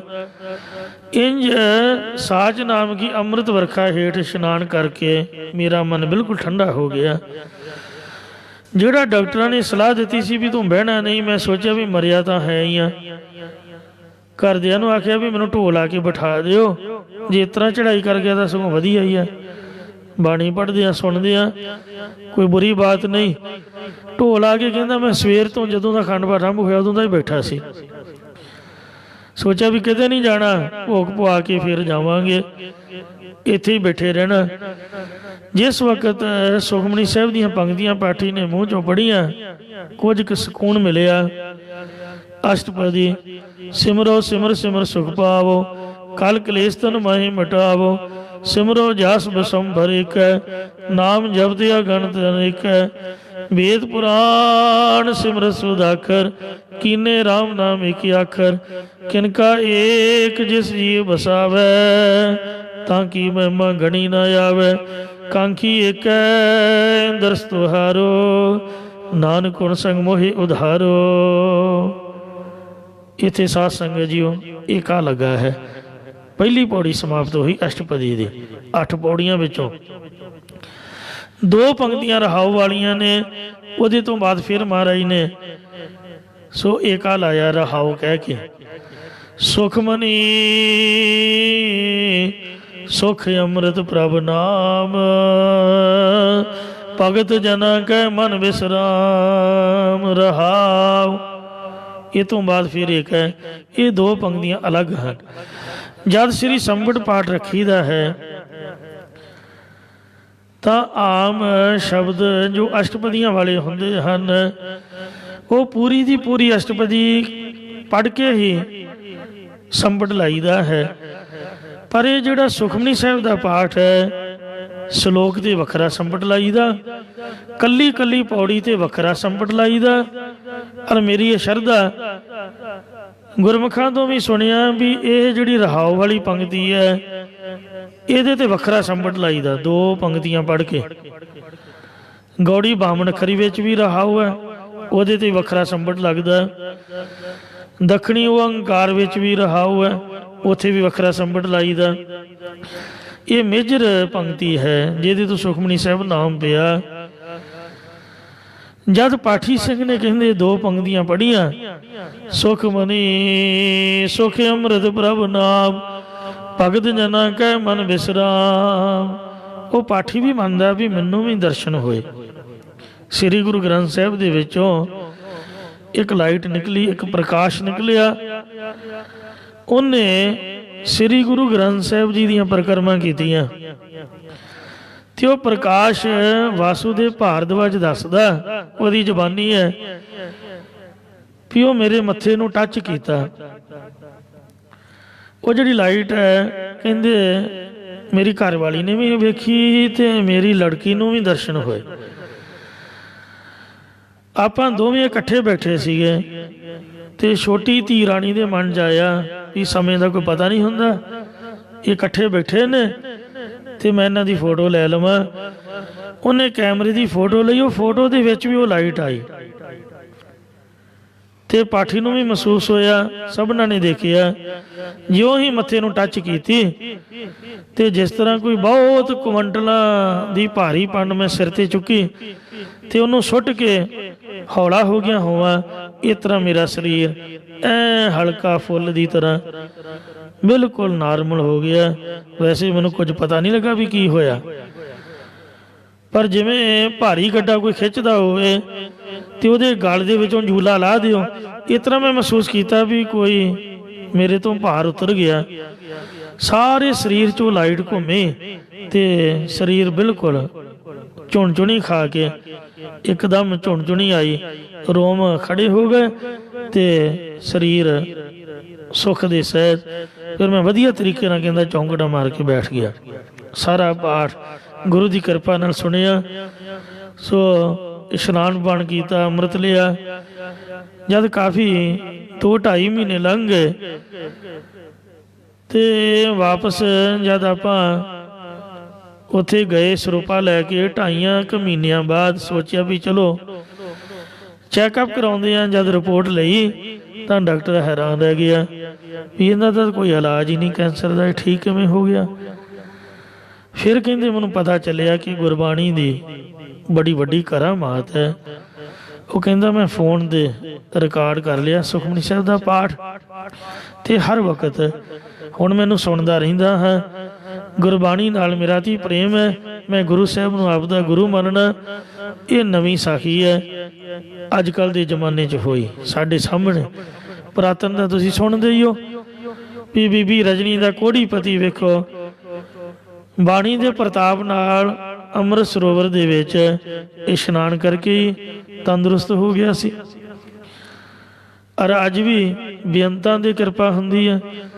5ਵੇਂ ਪਾਤਸ਼ਾਹ ਦੇ ਵਕਤ ਜਹਾਂਗੀਰ ਦਾ ਵਜ਼ੀਰ ਖਾਨ, ਉਹ ਸਿੱਖ ਦੇ ਕੋਲੋਂ ਸੁਖਮਨੀ ਸਾਹਿਬ ਦਾ ਪਾਠ ਸੁਣ ਕੇ ਜਲੋਧਰ ਦੇ ਰੋਗ ਤੋਂ ਮੁਕਤ ਹੋ ਗਿਆ ਸੀ।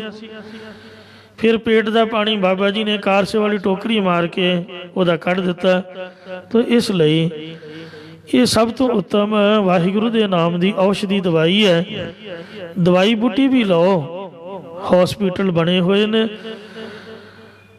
ਬਲਕਿ ਗੁਰਦੁਆਰਿਆਂ ਦੇ ਵਿੱਚ ਲੈਬੋਰਟਰੀਆਂ ਬਣੀਆਂ ਹੋਈਆਂ। ਆਪਦਾ ਟੈਸਟ ਟੁਸਟ ਕਰਾਓ, ਜੋ ਤੁਹਾਡਾ ਜ਼ੋਰ ਲੱਗਦਾ ਲਾਓ, ਪਰ ਨਾਲ ਆਸਰਾ ਬਾਣੀ ਦਾ ਵੀ ਲਓ, ਕਿਉਂਕਿ ਅਸਲੀ ਦਵਾਈ ਤਾਂ ਮਹਾਰਾਜ ਦਾ ਨਾਮ ਹੈ, ਮਹਾਰਾਜ ਦੀ ਬਾਣੀ ਹੈ, ਜਿਹਦੇ ਵਰਤਨ ਤੋਂ ਜਿਹੜਾ ਅੰਤਰੀਵ ਰੋਗ ਹੈ ਹਉਮੈ ਦਾ, ਗਿਆਨ ਦਾ, ਇਹ ਵੀ ਦੂਰ ਹੋ ਜਾਂਦਾ। ਪ੍ਰਤੱਖ ਰੋਗ ਵੀ ਚੁੱਕੇ ਜਾਂਦੇ ਹਨ। ਮੇਰਾ ਸਤਿਗੁਰ ਰਖਵਾਲਾ ਹੋਆ, ਧਾਰ ਕਿਰਪਾ ਪ੍ਰਭਾਤ ਦੇ ਰਾਖਿਆ। ਹਰ ਗੋਬਿੰਦ ਨਵਾਂ ਨਰੋਆ। ਰਾਮ ਨਾਮ ਔਖਦ ਦੀਆ। ਸਾਨੂੰ ਤਾਂ ਸਤਿਗੁਰਾਂ ਨੇ ਪਰਮਾਤਮਾ ਦੇ ਨਾਮ ਰੂਪੀ ਔਸ਼ਧੀ ਦਵਾਈ ਦੇਣਾ ਕੀਤੀ ਹੈ। ਕਾਲ ਵਲਾਈ। ਹਰ ਇੱਕ ਪਰਮਾਤਮਾ ਦੇ ਵਿੱਚ ਵਾਹਿਗੁਰੂ ਨੇ ਸਾਡੀ ਲਿਬਰਤੀ ਲਾਉਣਾ ਕੀਤੀ ਹੈ। ਸਾਡੇ ਤੇ ਇਹ ਮਹਾਰਾਜ ਨੇ ਕਿਰਪਾ ਕੀਤੀ। ਜਦੋਂ ਦੇ ਗੁਰਦੁਆਰੇ ਆਏ ਆ, ਕਦੀ ਸਿਰ ਪੀੜ ਨਹੀਂ ਹੋਇਆ ਤੇ ਕਦੀ ਬੁਖਾਰ ਨਹੀਂ ਚੜ੍ਹਿਆ, ਕਦੀ ਕੋਈ ਘਬਰਾਹਟ ਨਹੀਂ ਹੋਈ। ਇਹ ਗੁਰੂ ਮਹਾਰਾਜ ਨੇ ਕਿਰਪਾ ਕਰ ਦਿੱਤੀ, ਸਾਰੇ ਰੋਗ ਹੀ ਚੁੱਕ ਕੇ ਤੇ ਸਭ ਤੋਂ ਉੱਤਮ ਤੰਦਰੁਸਤੀ ਦੀ ਦਾਤ ਬਖਸ਼ਿਸ਼ ਕਰ ਦਿੱਤੀ। ਗੁਰਦੁਆਰਾ ਸ੍ਰੀ ਪੰਜੋਖਰਾ ਸਾਹਿਬ ਅੰਮ੍ਰਿਤ ਸਰੋਵਰ ਵਿੱਚ ਮਹਾਂਪੁਰਖਾਂ ਦੇ ਬਚਨ ਨੇ ਕਿ ਸੰਤ ਗੁਰਬਚਨ ਸਿੰਘ ਜੀ ਕਹਿੰਦੇ ਹੁੰਦੇ ਸਨ, ਜਿੱਥੇ ਗੁਰੂ ਸਾਹਿਬ ਬੈਠੇ ਇਹ ਅਸਲੀ ਥੜਾ ਉਹੀ ਹੈ, ਸੰਤਾਂ ਨੇ ਸੇਵਾ ਕਰਾਈ। ਨਗਰ ਵਾਸੀਆਂ ਨੂੰ ਆਖਿਆ ਵੀ ਗੁਰਦੁਆਰਾ ਤੁਸੀਂ ਨਵਾਂ ਬਣਾਉਣਾ, ਥੜਾ ਨਾ ਢਾਇਓ ਗੁਰਮੁਖੋ, ਇਹ ਉਹ ਅਸਲੀ ਜਗ੍ਹਾ ਹੈ ਮਹਾਰਾਜ ਦੀ। ਉਹਦੇ ਵਿੱਚੋਂ ਕਹਿੰਦੇ ਹੇਠਾਂ ਤੋਂ ਅੰਮ੍ਰਿਤ ਦੀ ਧਾਰਾ ਸਰੋਵਰ 'ਚ ਜਾਂਦੀ ਹੈ। ਤੋ ਜਿਹੜਾ ਵੀ ਇਸ਼ਨਾਨ ਪਾਣ ਕਰਦਾ ਉਹਦੀ ਬੁੱਧੀ ਨਿਰਮਲ ਹੁੰਦੀ, ਸਰੀਰ ਵੀ ਤੰਦਰੁਸਤ ਹੁੰਦਾ। ਇਸ ਲਈ ਜਦੋਂ ਤੁਹਾਡਾ ਸਮਾਂ ਮਿਲੇ ਹੈ ਤਾਂ ਗੁਰੂ ਘਰ ਸਾਰੇ ਇੱਕ ਬਰਾਬਰ ਹੀ ਨੇ, ਮਹਾਰਾਜ ਤਾਂ ਇੱਕ ਹੀ ਹੈ, ਪਰ ਵਿਸ਼ੇਸ਼ ਤੌਰ 'ਤੇ ਯਾਤਰਾ ਕਰਨ ਦੇ ਨਾਲ ਵੀ ਇਹ ਗੁਰੂ ਸਾਹਿਬ ਦਾ ਪੰਜਾਂ ਪਿਆਰਿਆਂ ਦਾ ਹੁਕਮ ਹੈ ਵੀ ਗੁਰਧਾਮਾਂ ਦੀ ਯਾਤਰਾ ਵੀ ਕਰਨੀ ਚਾਹੀਦੀ ਹੈ। ਸੋ ਜੇ ਤੁਹਾਡਾ ਦਿਲ ਕਰੇ ਤਾਂ 40 ਕਿਲੋਮੀਟਰ ਬਹੁਤਾ ਦੂਰ ਨਹੀਂ, ਕਿਤੇ ਸ਼ਨੀ ਐਤਵਾਰ ਜਾ ਕੇ ਫੇਰਾ ਪਾਇਓ ਤੇ ਮਹਾਰਾਜ ਦਾ ਇਸ਼ਨਾਨ ਪਾਣ ਕਰਕੇ ਤੰਦਰੁਸਤੀ ਦਾਤ ਮੰਗਿਓ ਗੁਰੂ ਸਾਹਿਬ ਦੇ ਚਰਨਾਂ ਵਿੱਚੋਂ। ਬੜਿਆਂ ਨੂੰ ਬਖਸ਼ਿਸ਼ਾਂ ਮਿਲੀਆਂ ਨੇ, ਬੜੇ ਤੰਦਰੁਸਤ ਹੋਏ ਹਨ। ਸ੍ਰੀ ਹਰਿਕ੍ਰਿਸ਼ਨ ਧਿਆਈ ਹੈ ਜਿਸ ਡਿਠੇ ਸਭ ਦੁੱਖ ਜਾਏ। ਦਿੱਲੀ ਵਾਲੇ ਲੋਕ ਅੱਜ ਤੱਕ ਉੱਥੇ ਪਾਣੀ ਦੀਆਂ ਸਰਾਈਆਂ ਫੜ ਕੇ ਖੜੇ ਨੇ ਮਹਾਰਾਜ ਦੇ ਚਬੱਚਾ ਸਾਹਿਬ ਦੇ ਕੋਲ। ਉਹ ਮੰਨਦੀ ਹੈ ਦਿੱਲੀ ਦੀ ਸੰਗਤ ਕਿ ਗੁਰੂ ਸਾਹਿਬ ਦੇ ਚਰਨ ਪਏ ਤੇ ਸਾਡੀ ਬਿਮਾਰੀ ਦੂਰ ਹੋਈ। ਕਰੋਨਾ ਦਾ ਕੋਈ ਮਰੀਜ਼ ਉਹ ਰੋਜ਼ ਜਲ ਛਕਣ ਨਾਲ ਉਹ ਵੀ ਤੰਦਰੁਸਤ ਹੋ ਗਿਆ। ਕੋਈ ਹਿੰਦੂ ਸੀਗਾ, ਬੰਗਲਾ ਸਾਹਿਬ ਤੋਂ ਜਲ ਮੰਗਵਾਉਂਦਾ ਰਿਹਾ ਤੇ ਗੁਰੂ ਸਾਹਿਬ ਨੇ ਉਹਦੇ ਤੇ ਵੀ ਕਿਰਪਾ ਕਰ ਦਿੱਤੀ। ਤੋ ਇਸ ਵਾਸਤੇ ਇਹ ਮਹਾਰਾਜ ਦੀ ਦਵਾਈ ਹੈ। ਦਵਾਈ ਵੀ ਖਾਓ, ਡਾਕਟਰ ਤੋਂ ਇਲਾਜ ਵੀ ਕਰਾਓ, ਪਰ ਸਰੋਵਰ ਦਾ ਜਿਹੜਾ ਅੰਮ੍ਰਿਤ ਹੈ, ਕੁੰਭ ਦਾ ਜਲ, ਪ੍ਰਤੱਖ ਗੁਰਬਾਣੀ, ਇਹ ਵੀ ਦਵਾਈ ਵਰਤ ਕੇ ਵੇਖੋ। ਰਹਾਉ ਮਹਾਰਾਜ ਵਿਸ਼ਰਾਮ ਦਿੰਦੇ ਹਨ। ਰਾਖ ਲਈਏ ਤਨ ਰੱਖਣ ਹਾਰ। ਕਿਸ ਰੱਖਿਆ ਕਰਨ ਵਾਲੇ ਪਰਮਾਤਮਾ ਨੇ ਸਾਨੂੰ ਤਾਂ ਬਚਾ ਕੇ ਰੱਖ ਲਿਆ ਹੈ। ਸਭ ਵਿਆਦ ਮਿਟਾਈ। ਔਰ ਸਾਰੇ ਰੋਗਾਂ ਦੀ ਜਿਹੜੀ ਪੀੜਾ ਸੀ ਇਹ ਨਿਵਰਤ ਕਰ ਦਿੱਤੀ, ਮੇਟ ਦਿੱਤੀ ਹੈ। ਕਹੋ ਨਾਨਕ ਕਿਰਪਾ ਭਈ। ਮਹਾਰਾਜ ਕਹਿੰਦੇ ਨੇ ਵੀ ਆਪਾਂ ਝੂਠ ਨਹੀਂ ਬੋਲਦੇ, ਸਾਡੇ ਤੇ ਤਾਂ ਸਾਰੀ ਗੁਰੂ ਦੀ ਕਿਰਪਾ ਹੀ ਹੈ। ਨਹੀਂ ਤਾਂ ਇੰਜ ਸੀਗਾ ਵੀ ਅੱਜ ਵੀ ਖੁਦਕੁਸ਼ੀ ਕਰ ਲਈਏ ਤੇ ਕੱਲ ਵੀ ਕਰ ਲਈਏ। ਤੇ ਇਸ ਵਾਸਤੇ ਜ਼ਿੰਦਗੀ ਤੋਂ ਆਕੀ ਹੋਏ ਸੀ। ਜਦੋਂ ਦੇ ਗੁਰੂ ਘਰ ਆਏ ਆ, ਜਿਸ ਤਰ੍ਹਾਂ ਕਿਸੇ ਦੇ ਘਰ 'ਚ ਵਿਆਹ ਹੋਵੇ ਤੇ ਉਹ ਹਮੇਸ਼ਾ ਨੱਚਦਾ ਰਹਿੰਦਾ, ਗਾਉਂਦਾ ਰਹਿੰਦਾ, ਖੁਸ਼ ਰਹਿੰਦਾ ਹੈ। ਇਉਂ ਮਨ ਚਾਉ ਭਇਆ ਪ੍ਰਭ ਆਗਮ ਸੁਣਿਆ, ਹਰ ਮੰਗਲ ਗਾਓ ਸਖੀ ਗ੍ਰਹਿ ਮੰਦਰ ਬਣਿਆ। ਹਜੂਰ ਸਾਹਿਬ ਇਸ ਤਰ੍ਹਾਂ ਦਾ ਮਾਹੌਲ। ਕਿਤੇ ਅੰਮ੍ਰਿਤ ਵੇਲੇ 4 ਵਜੇ ਜਦੋਂ ਪਾਲਕੀ ਜਾਂਦੀ ਹੈ, ਕਿਤੇ ਦਰਬਾਰ ਸਾਹਿਬ ਤੁਸੀਂ ਦਰਸ਼ਨ ਕਰਕੇ ਵੇਖਿਓ। ਹਰ ਜ਼ਿੰਦਗੀ ਭਰ ਇੱਕ ਵਾਰ ਦਰਸ਼ਨ ਕੀਤੇ ਯਾਦ ਰੱਖੋਗੇ। ਜਿਹੜੇ ਡੇਲੀ ਕਰਦੇ ਫਿਰ ਕਿਰਪਾ ਹੀ ਕਹਾਂਗੇ। ਤੋ ਇਸ ਸਥਾਨ ਦੇ ਵੀ ਜਦੋਂ ਬਾਬਾ ਜੀ ਦਾ ਜਨਮ ਦਿਨ ਸੀਗਾ, ਉਸ ਦਿਨ ਬੜੇ ਉਤਸ਼ਾਹ ਦੇ ਨਾਲ ਗੁਰਮੁਖਾਂ ਮਹਾਰਾਜ ਦੇ ਸਰੂਪ ਨੂੰ ਸੱਚਖੰਡ ਸਥਾਨ ਤੋਂ ਤੇ ਗੁਰੂ ਸਾਹਿਬ ਦੇ ਪ੍ਰਕਾਸ਼ ਸਥਾਨ ਦੇ ਪ੍ਰਕਾਸ਼ਮਾਨ ਕੀਤਾ। ਬੇਅੰਤ ਸੰਗਤਾਂ ਲਾਭ ਲਿਆ। ਇੰਜ ਇਹ ਗੁਰੂ ਸਾਹਿਬ ਦੀ ਕਿਰਪਾ ਹੈ ਜਦ ਕਿ ਮਹਾਰਾਜ ਦੇ ਦਰਸ਼ਨ ਹੁੰਦੇ ਹਨ। ਪ੍ਰਭ ਭਏ ਸਹਾਈ। ਪ੍ਰਭੂ ਜੀ ਆਪ ਸਾਡੇ ਸਹਾਇਕ ਹੋਏ ਨੇ ਸਾਡਾ ਭਲਾ ਕਰਨ ਵਾਸਤੇ। ਸੋ ਆਪ ਸਹਾਈ ਹੋਆ, ਸੱਚੇ ਦਾ ਸੱਚਾ ਟੋਆ। ਕਿਰਪਾ ਕਰੇ ਜਿਸ ਪਾਰ ਬ੍ਰਹਮ ਹੋਵੇ ਸਾਧੂ ਸੰਗ। ਜਿਉਂ ਜਿਉਂ ਉਹ ਵਧਾਈ ਹੈ ਤਿਉਂ ਤਿਉਂ ਹਰਸਿਓ ਰੰਗ। ਪਾਰ ਬ੍ਰਹਮ ਹੋਇਆ ਸਹਾਈ, ਕਥਾ ਕੀਰਤਨ ਸੁਖਦਾਈ। ਕਥਾ ਕੀਰਤਨ ਸਾਨੂੰ ਬਖਸ਼ਿਸ਼ ਕੀਤਾ, ਇਹ ਮਹਾਰਾਜ ਦੀ ਸਹਾਇਤਾ ਹੋਈ ਹੈ। ਭੁੱਲ ਚੁੱਕ ਖਿਮਾ ਕਰਨੀ ਜੀ, ਅੱਗੇ ਤੋਂ ਸਮਤ ਬਖਸ਼ਣੀ। ਰਾਖ ਲਈਏ ਤਨ ਰੱਖਣ ਹਾਰ। ਸਭ ਵਿਆਦ ਮਿਟਾਈ। ਕਹੋ ਨਾਨਕ ਕਿਰਪਾ ਪਈ, ਪ੍ਰਭ ਭਏ ਸਹਾਈ। ਵਾਹਿਗੁਰੂ ਜੀ ਕਾ ਖਾਲਸਾ।